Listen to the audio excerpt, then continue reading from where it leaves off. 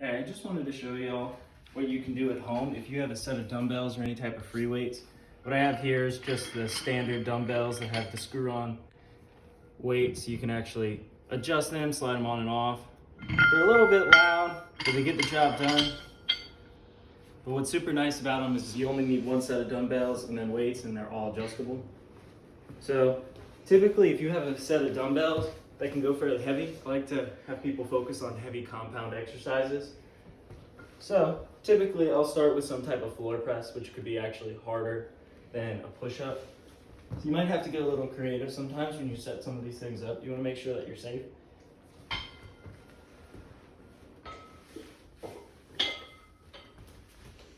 And I've noticed sometimes if the weight isn't heavy enough, you might have to get a little creative with the way you do a set. So I'll throw in some dumbbell flies along with some dumbbell presses when I'm doing these. So then for the fly, I will come up and lower out slowly, and then press right back up. So the fly on the way up is going to be a lot harder than the way down. So you can take advantage of the heavier weight on the way down, then press on the way up.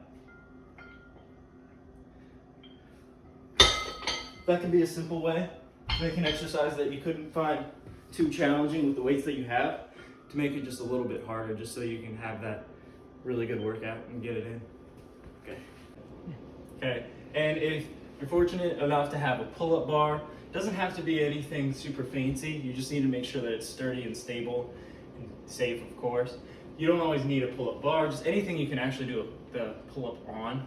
So very simple exercise. A lot of these will have multiple grips, so you can kind of figure out what you want to do.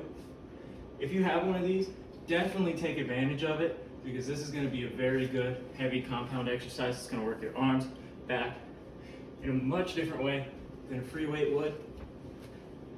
So you can start with any type of position.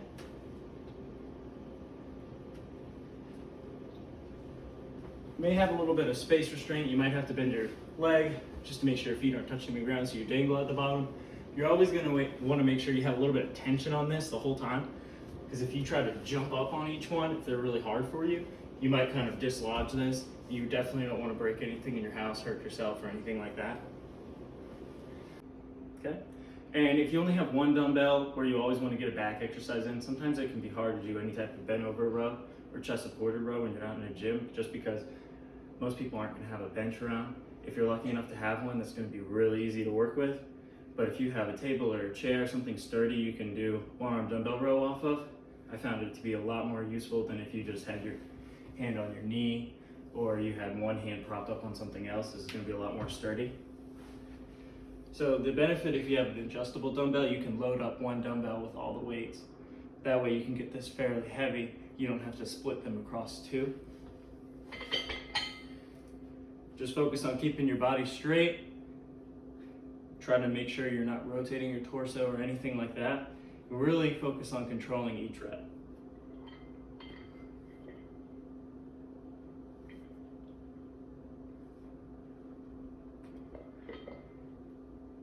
Make sure when you're at home, just bounce back and forth between each side if you need to. That way you can kind of keep your heart rate up, make sure you're getting a great workout in, not taking up too much time.